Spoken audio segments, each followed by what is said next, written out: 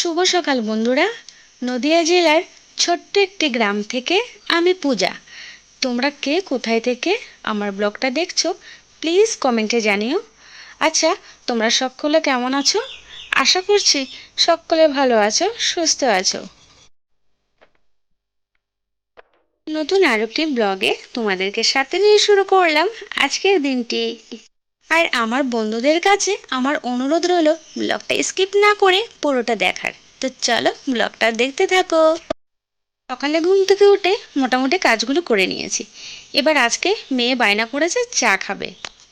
আর বাড়িতে যেহেতু আমরা দুজন মানুষ আর আমি তো চা খাই না, তো সেই হিসেবে চাটাও রাখা হয় না, মানে চা পাতাটাও আনা হয় না।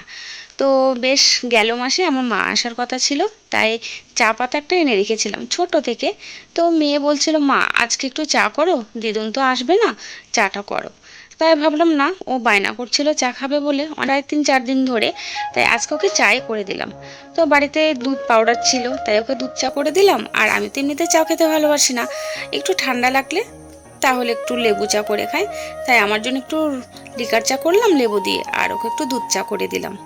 তো সকালে তো চা আর বিস্কুট দিয়ে সকালের ব্রেকফাস্টটা করে নিলাম। এবার কি রান্না করব? আজকে তো জানো অনেক বৃষ্টি পড়েছে। আর প্রায় কালকে রাতের 12টা-1টা থেকে শুরু হয়েছে বৃষ্টি। শুনেছি নাকি ঝড় তুফানও হবে। তো হচ্ছেও একভাবে, মানে ঝড় হয়েই যাচ্ছে। আর এত জোরে জোরে হাওয়া হচ্ছিল, মনে হয় আমাদের ঘরটা উল্টে নিয়ে যাবে। আর যেহেতু ফাঁকা মাঠে বাড়ি, তো সারা রাত কিন্তু আমি ভয়ে ঘুমাতে পারিনি। কালকে সারা রাত কিন্তু জেগেই ছিলাম। এত জোরে হাওয়া হচ্ছিল, মনে হয় আমাদের ঘরটা উল্টে যাবে। তো সারা রাত ভয়ে আমার ঘুমই কিছুতে আসছিল না। যাই হোক, ঠাকুর ঠাকুর করে কোনো রকমই সকালটা পার করলাম। তো দেখি সকাল থেকেও মানে পুরো ঝড়, দেখতে পাচ্ছ কি হাওয়া, মানে কমার কোনো নামই নেই। একভাবে বৃষ্টি আর হাওয়া হইতে মানে হয়ে যাচ্ছে।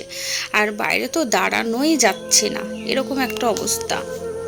শুনেছি বেশ কয়েক জায়গায় নাকি মানে ডুবেও গেছে। আবার একটুখানি ফোনে দেখেছিলাম ফেসবুকে, বাংলাদেশে তো প্রায় মানে কিছু কিছু জায়গায় জল মানে ঝড়ে অনেক বাড়িঘর জলে ডুবে গেছে। তো সত্যি দেখে খুবই খারাপ লাগছে। তাও আমাদের এখানে তো ঝড় বৃষ্টি হচ্ছে, এটাই মানে কেটে গেলে ভালো। তো যাই হোক, রান্না বান্না তো করতে হবে আর খেতে হবে বলো। তো কি রান্না করব সেটাই ভাবছিলাম। বাড়িতে প্রায় এক মুঠো, একদম 250 কম, প্রায় এক মুঠো আন্দাজ চাল ছিল, আতপ চাল। তো আর এক কুমড়ো তো ছিলই গাছে, তো কুমড়োটা কেটে নিয়েছি। একটু করে কুমড়ো দিলাম, কুমড়ো আবার মেয়ে আর আমি খেতে অতটাও পছন্দ করি না, তাই একটু কুমড়ো কেটে নিয়েছি। আর চাল ডালে দিয়ে একটু খিচুড়ি করব। আর আলুটা দিয়ে আলুর দমটা করব, খিচুড়ি আর আলুর দম। অপর্ণা কিন্তু বেশ কয়েকদিন ধরে বলছিল খিচুড়ি খাবে। আগে একদিন যখন বৃষ্টি হয়েছিল বলছিল যে মা খিচুড়ি করো, তো সেদিন তো করা হয়নি। আজকে একটু ডাল আর চালে একটু কুমড়ো দিয়ে খিচুড়িটা করব। এবার ঘরের কাজগুলো সব গুছিয়ে রেখেছি, কি কি রান্না করব সব গুছিয়ে রেখেছি। এবার বাইরের কাজগুলো করব। কেন বলো তো, বাইরে তো বৃষ্টি হচ্ছে, আর বাইরে কাজ করলে আমাকে ভিজতে হবে, সেজন্য ঘরের কাজগুলো আমি আগে করে নিয়েছি। করে ফুলটা তুলে নিয়ে আসলাম, ফুলটা তুলে মেয়েকে দিয়ে দিলাম।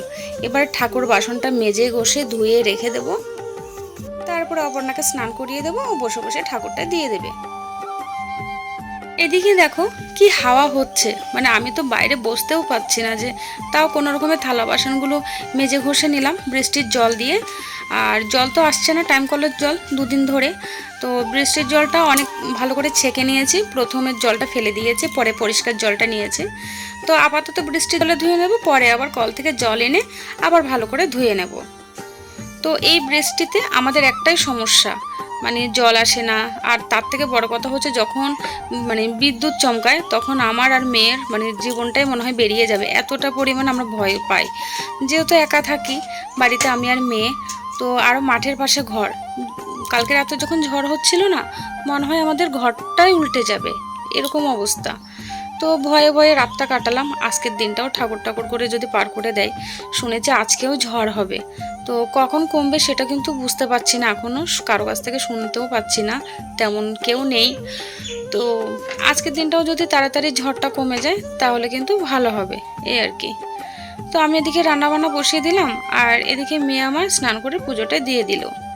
দেখো আমার মনে কি সুন্দর করে ঠাকুরটা দিল বলো। রান্নাবান্না কমপ্লিট, মেয়েকে খেতে দিয়ে দিলাম, আমিও নিয়ে নিলাম খিচুড়ি আর আলুর দম। তো আজকের খিচুড়িটা বিশ্বাস করো খুবই ভালো হয়েছে, খুবই ভালো হয়েছে। আর আলুর দমটাও না দেখে তোমরা হয়তো বুঝতে পারছো কেমন হয়েছে। তো আলুর দমটাও বেশ ঝাল ঝাল করেছি, বেশ অনেকটাই ভালো লেগেছে। আর খিচুড়িটা একটু পাতলা করে করেছি আতপ চাল দিয়ে। খিচুড়িটাও ভালো হয়েছে, আলুর দমটাও ভালো হয়েছে। তো এই হচ্ছে বৃষ্টির দিনে একটু ভালো খেলাম খিচুড়ি আর আলুর দম। তো একদিকে ভালো বৃষ্টির দিন, আবার একদিকে খারাপ। তো খারাপটা হচ্ছে তোমার ওই যে বললাম না, মনে হচ্ছে ঘরটা উল্টে যাবে। আর যে ফাঁকা মাঠে বাড়ি, ভয়টা আমাদের সেই জায়গায়। কারেন্টটা নেই কালকে রাত থেকে, জানি না কখন কারেন্টটা আসবে। আমাদের এই যে গ্রামে বিদ্যুৎ চমকালেই বৃষ্টি আসলে কারেন্ট চলে যায়। তো এই হচ্ছে সমস্যা। তো ফোনে আমার 10% চার্জ। তো তোমাদের সাথে শেয়ার করব বলে সারাদিন তো ফোন দেখা হয়নি। মেয়ে অনেকবার চেয়েছিল একটা কার্টুন দেখতে, আমি কিছুতেই কার্টুন দেখতে দিইনি।